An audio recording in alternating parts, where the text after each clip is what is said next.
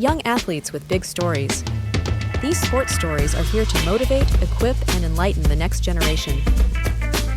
You're listening to an Echo Sports production. Here's your host. Hey everybody, Edwin Glosson here with Echo Sports. Thank you for joining our Echo Sports Girls High School Basketball Podcast. I'm here with a good friend of mine, Mark Vear. How's it going, Mark? It's going well. Thanks for having me. Mark's been a good friend of mine. I've known Mark for almost 10 years. I know at least 7 years, being we both live in San Antonio. Mark is actually my GM. We both joined together in our fight to improve shooting percentage, one shooter at a time at Shoot 360 San Antonio whenever we're not on this podcast talking hoops or he's not officiating. It's one thing that's interesting in all the years that I've known you, Mark. I've never asked you, how you got into officiating. I've just known you as the ref guy. So I'm just curious, bud, how did you get into the officiating game? Well, it wasn't by choice. I'll start there. So I would say close to 15 years ago, I was running a tournament here at the Factory Champions, and a referee didn't show up. So a no-show. So I am trying to get the game covered, trying to figure out if some referees can stay. They all looked at me and it's like, no, we're out. We're good. We got other stuff to do. So I called Malcolm Freeman, a mentor of mine, and said, hey, man, this guy didn't show up. What do you want me to do? And he said, in your office, I left one of my shirts. Mind you, I'm like a $160. Mac was wearing like a XL. I'm like a medium guy. So I put on, he's like, hey, man, you got to go work the game. I said, what? He goes, come on, man, you know basketball, just go work the game. It was maybe like 4th and 5th grade. It was my tournament. So there I go. I put on a shirt, grab a whistle. I go out there and end up working 4 games. And to say I was bad is an understatement. It was a struggle. I really then kind of, got a better understanding of what referees do. I mean, I'm watching the ball everywhere, just calling all over the place. There's travels in front of me. I'm not getting them. Luckily, it was in a good environment where everybody knew me, so I wasn't catching a lot of heat from coaches and parents. They're more making fun of me than, yelling at me. But, man, after that, I was extremely disappointed in myself. I called Mac and said, man, I was bad. He goes, yeah, man, a little different on this side, huh? I said, yeah. He goes, if you're serious about it, you let me know. And this time, I'm still playing in men's league, still trying to hoop a little bit. And Mac would ref in those games, and I'll give him a hard time all the time as well. But he said, whenever you're ready to give up the game and quit playing, you let me know when you're serious. And, man, all my guys start getting hurt. So I said, you know what? I can't afford. I don't want to get hurt. Big injuries. I've been lucky. I haven't had any big basketball injuries. So that was it. That I stopped playing, and I dived all in. And Malcolm was my mentor who got me started. And I've been working now 12 years. So you're college official now, but how did you work your way through the ranks of, starting at the earliest levels and then eventually now being a college official and doing other things outside of officiating during the collegiate season? Yeah, it's a grind, man. We always talk about trust the process. It's the same. Just, kids trying to grind every day in basketball. It's no different in officiating. I started out like everybody does, working middle school basketball games, doing, summer ball, pee-wee basketball. Then I joined the chapter, did middle school, moved up to, sub-varsity, got to high school, and had great mentors. The good thing is that I knew a lot of people in the space, and they were great to me. And we'll touch on this later. You can't do this by yourself. If you want to move up in officiating ranks, if you try to do it solo, I mean, you're only going to get so far. So you need help. I was blessed enough to have a bunch of great guys around me that taught me the right way, gave me a very good foundation and fundamentals. And, I got to move up pretty quickly. They called it the fast track, and I did. I was able to move up real fast. And within my 3rd year, I got picked up in college, the lower ranks. And, you talked about you've coached at every single level, literally starting by accident and then working your way through the fast track. In your experience, what's the hardest level to officiate? When you start out, man, middle school, 100%. So, and I talk about this a lot. So just to give some context, I was with San Antonio High School chapter for 12 years. From the moment I got in to, I didn't work this past year, to 12 years straight, I have always been in some kind of position. If I'm on the board, if I'm a training director, a camp director, I was the assignment director for 2 years. So I've been able to, see it from all different sides. And I can tell you from being the training director, when those new referees come in, It's tough because they have no experience, and that's where they have to start. You can't have a brand new referee come in and immediately put them on a 6A boys game. One, the coaches don't know who they are, so it's always never good when the coach looks across and doesn't know the referees. Their anxiety is high as it is, so they get very nervous. So when new referees come in, they immediately have to go to the lowest level games, which is the middle school games. Those are the hardest games to work. Can you imagine doing a seventh grade C game where it's probably 50 jump balls in the game? You could have a whistle on every single play. You have to manage plays and you have to manage the game with no experience. Now, of course, we try in San Antonio to put you with a veteran that can help you through it, but sometimes it's just the problem is there's too many games, not enough referees. So there's going to be a lot of unfortunate situations where two brand new referees in their first year have to go work a ball game together, and there's no leader. One may be a little more older, a little more experienced in life, but as far as basketball officiating experience, they don't have any. Now they got to try to manage the games with there's a small gym. There may be 200 people in there. It sound like there's 1,000. You go to a field house, there's 1,000 people in there. It's like super quiet. You can't hear anything. In a tight middle school gym with crazy coaches that don't really know the rules.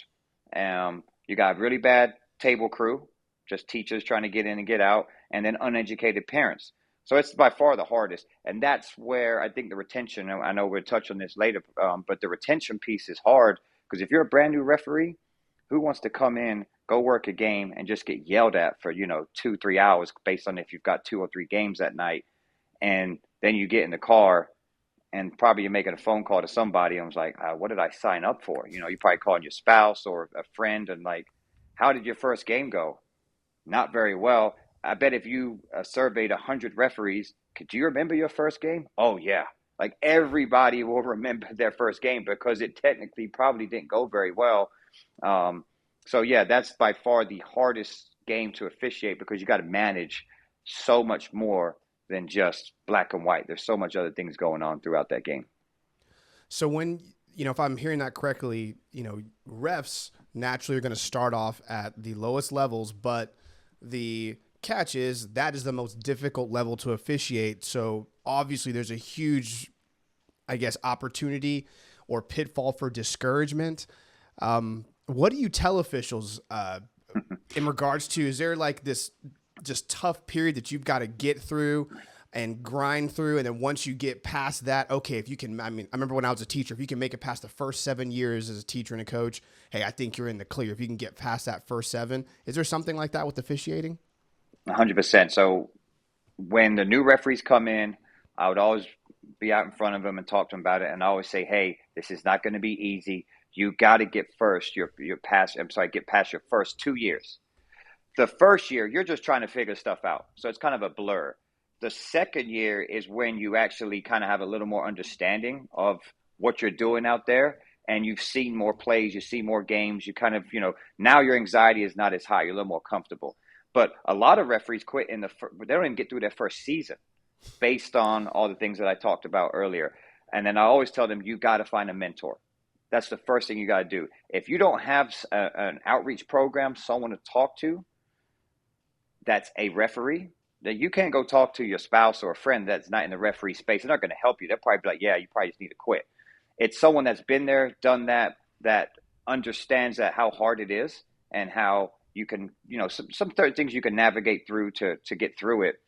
But if you can get through the first 2 years, after that, one, the games become better, you become better, you start to move up. When the game is a higher level, it's a lot easier to call because you're not calling as much, right? The basketball's better. You have less whistles, less decisions to make. Kids can play through a little bit more. It's more structured. It's just a way different basketball game, and you have a lot more fun.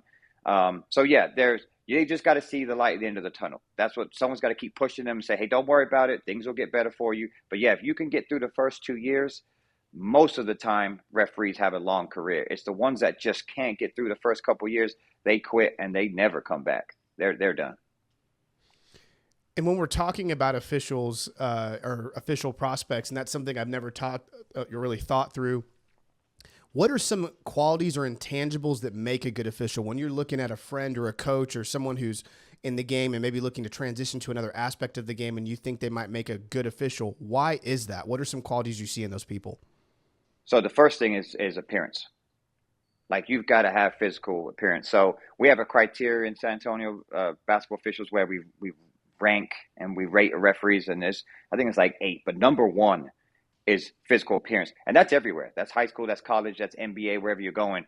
You've got to look the part. You got to be in shape because the kids, they stay the same age every year for the most part, right? If you're doing high school basketball, they're between 14 to 17. We get older every year, so we've got to stay in shape. We got to look the part. We got to be able to, cover the game, get up and down, get into positions. And unfortunately, I'm not trying to be negative, but in San Antonio, we don't have many of those. Like if you go to Dallas or Houston, you'll see a plethora of them. They're every night. Oh yeah, and they just look the part. That's something I've really been trying to work on in San Antonio is just having a better look. So that's number 1. 100% physical fitness. You got to look the part. The next part is just having some kind of presence on the floor. And a lot of referees struggle with this because some are just overbearing. It's too much. It's all about me. And there's the ones that just have no confidence, and you can see it. Coaches see it, fans see it, players see it. So you've got to find a balance of being, very confident in what you do, have good presence, and then just be strong. Just be strong with, the credibility goes up once you have those fundamentals. So those are the 2 things for me starting out. Or if I go watch a referee, I know right away by the way they look and the way they run the game. I mean, their signals, their mechanics, their presence.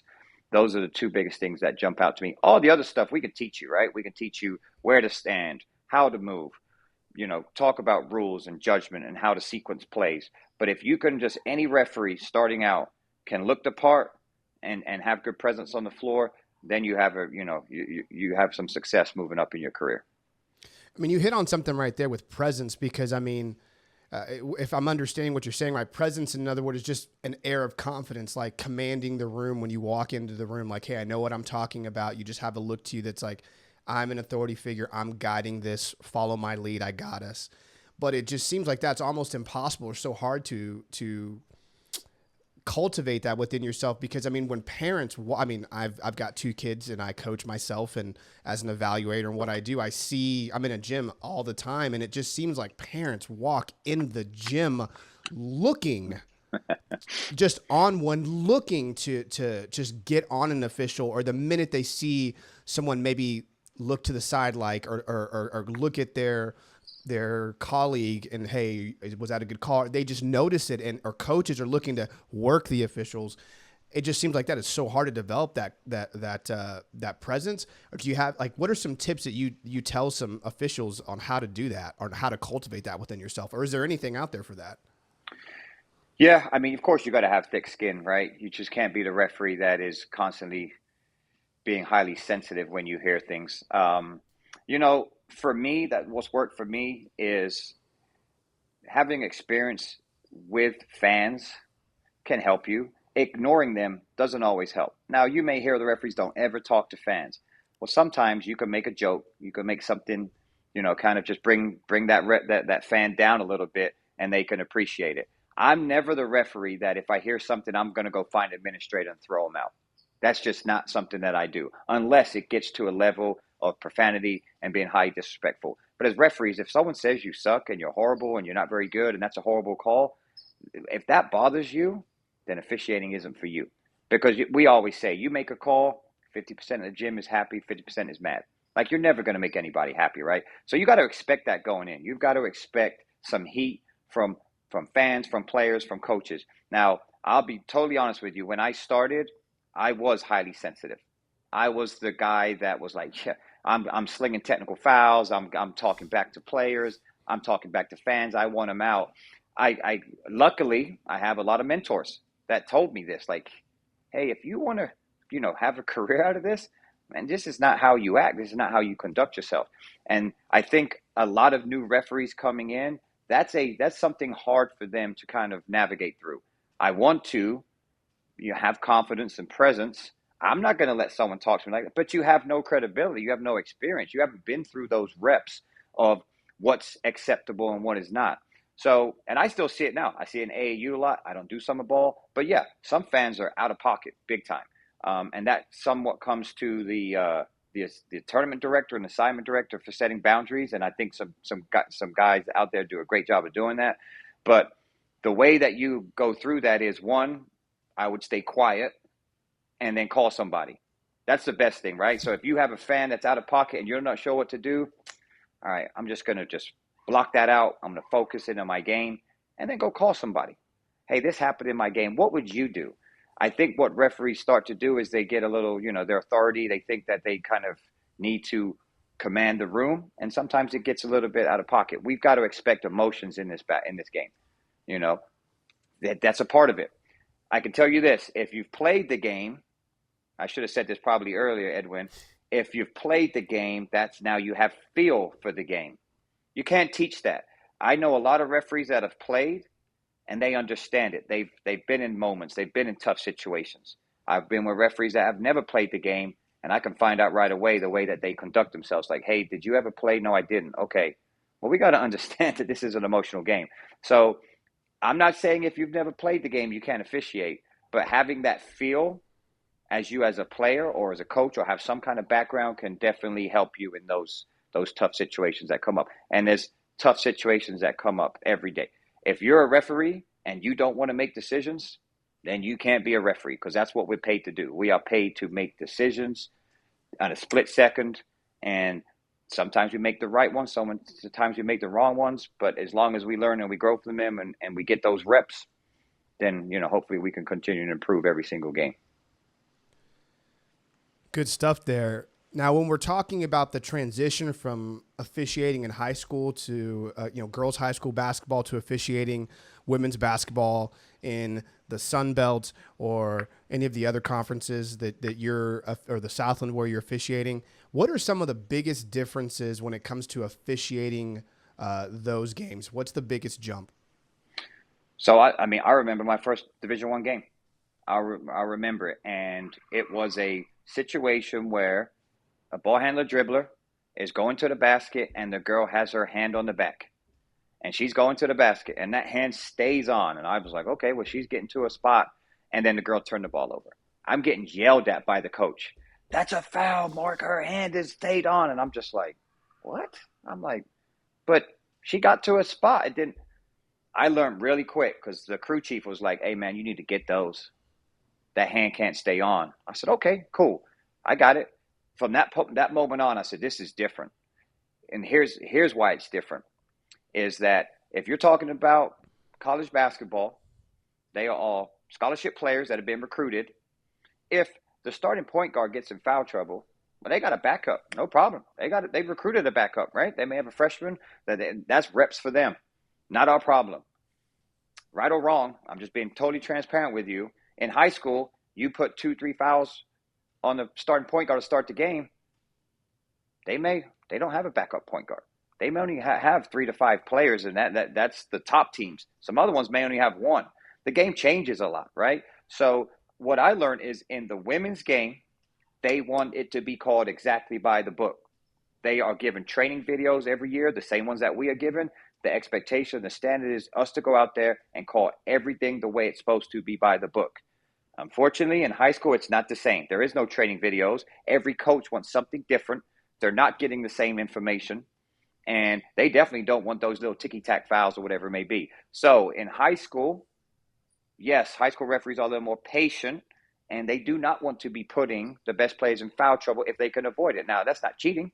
That's just managing the game. If they're fouling, absolutely, you got to put whistles on that.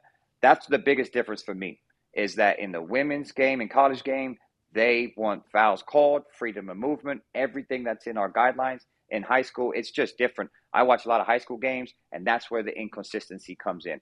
I tried hard. I tried extremely hard with the San Antonio chapter for us to be more consistent. The problem is you have such a different experience within our chapter. You've got 3, 4, 5 year referee working varsity games. You've got the middle tier, 10, 12 years working varsity games. You got the 30-year vet. That is not the 30-year vet is like, I ain't doing that. No. 30 years ago, we didn't call it like this. So it's really hard to get a consistent crew together that want to call it the same way. And that's not San Antonio. That's every high school chapter. In college, everybody is on the same page. Everybody's going to call it how we're supposed to be called it by our manual, by the videos that get sent out, by what we hear from our coordinator, our supervisors. So the consistency for me is a lot different from high school to college.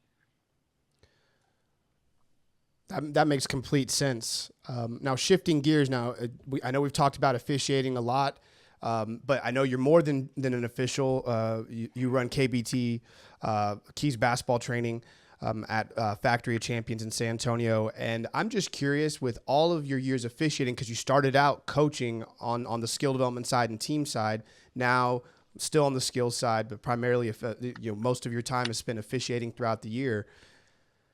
How has officiating changed the way that you approach skill development? I'm just curious, have you noticed a shift in the way that you either build workouts, what you're teaching kids? How has that helped you in your skill development game as a coach? Oh, it has changed a bunch. Before I was refereeing, I actually went back and looked at some of my old workouts. I'm glad I've got better in like the 15 years, because that would be bad if my workouts were the same 15 years ago. But they have changed a lot in regards to rules, right? The rules that we have in even if it's in high school or it's in college, if it's footwork, point of emphasis, if it's perimeter travel, if it's up and under moves, post moves, whatever it may be, whatever the point of emphasis is on the high school and college level, I make sure that I bring that to my workouts. And I tell kids, I don't care if you don't think it's a travel or not. I'm telling you it's a travel, and I'm not going to allow you to come here and do incorrect footwork if the referees call it or not. So that's definitely helped me a lot in regards to that. Also, when we play, so all my workouts are 30 minutes is skill development, and then 30 minutes player development. So the last 30 minutes we're playing 1s, 2s, 3s, 4s, and 5s. So I teach a lot of, if you put an arm bar, it stays on. You put two hands on the dribbler, you belly up. Any of those are automatic fouls. I'm not going to allow that to happen in the workouts. And I do watch a lot of other workouts, a lot of practices. They're super physical, all good. I love it. But I'm like, that's a foul. That's a foul. I start looking at it as a referee, right? That's a foul. So what I think happens a lot is when players go from high school, players go from high school to college, they find out really quick how the rules are different in regards to, they're going to call it a lot tighter in college. And it's funny because I always do scrimmages at the beginning of the year. We'll go do inter-squad scrimmages or other scrimmages, and it's right away we'll put a whistle on a player and the coach will be like, freshman. And we always laugh about it. But you hear a lot. You always hear the coaches say freshman because they've come from high school where they've been able to probably put two hands on, defend a little different on the perimeter, and then they come to college, you can't do it. So, yeah, for me, if I have some kids that are looking to go to college, I want to help them be successful when they get there. And if I can help with my referee background to help them be successful and get on campus and be ready, then absolutely I do that. So and my workouts, if I can help do that, it's a lot more rule-based that can set them up to be successful. All right, last thing here. Craziest officiating story you've had to date. I got to hear it. I got to hear a Mark Vear special when it comes to craziest officiating story. So I would say my best moment as officiating was the state final at the Alamo Dome, 4A. I can't remember when it was, maybe 5-6 years ago. It was Silsby versus Dallas Carter, 104 to 101, the highest scoring game at that level, at 4A. And I worked with a guy named Jody Taylor, who's the funniest guy I've ever met in my life. Love that guy. And Ben Alanis, who's out of Austin. And I remember going out there, of course, super nervous, right? There was 13,500 people at that game. No idea. Like, I wasn't even looking at the crowd, right? No, my head is down. I'm just ready to work. Talk about not hearing a crowd. I didn't hear anything that game. I was just so locked in and tunnel visioned into the game. And I remember, we dressed back kind of far away from the Alamo Dome. They split it in half. Our locker room, we got to get on a golf cart. So they take us over in the golf cart. And I remember getting in at halftime on that golf cart, going back to the locker room. And I had felt like I worked 2 games. I looked at the other guys and I said, I'm in good shape, man. I looked at these two. I was like, what's going on, guys? They were like, both of them just done. I was like, thank goodness it wasn't just me, right? It was one of the the fastest games I've ever worked in my career. I mean, it was an absolute blur the first half. I mean, I don't even know what the score was at halftime. I think that halftime score was probably higher than most of all the other games that were the championship games. It was absurd. And one of the best games I've ever worked, one of the best crews I've ever worked. The players played. It was just a great game. And I'll never forget how Jody Taylor, the guy, they made me the referee. My first time at state. I ain't no referee, man. This guy's been working 30 years, and just how he knew that I was inexperienced, pretty young, and how he just stepped up and was just like made me feel so comfortable. Without him, I don't think that game goes that well. And to me, I talk about this a lot, is referees we've got, right? I mean, when we go out there as a team, the three of us, no one else cares about us. Coaches don't care about us. When people say, coaches don't like us. I hate when people say, when a coach gets mad at somebody, they're like, oh, the coach doesn't like me. Yeah, they don't. They don't care about us. They're trying to win basketball games. Players don't like us. Fans don't like us. Like, nobody likes us, only us. So for us to go out there and be just such a good, solid crew and just work with such great people, that's what it's all about. If you can really just enjoy those type of moments in that game. I mean, I'll never forget that game the rest of my life. So that's by far, a great memory for me that I'll take when my referee career is over. All right, Mark, thank you so much for joining us this week on this podcast. Look forward to talking more hoops with you during the winter season, and you enjoy the rest of your summer, bud. Thanks, my man. Take care. Thanks for listening to this podcast. Visit us online at echosports.org for more information.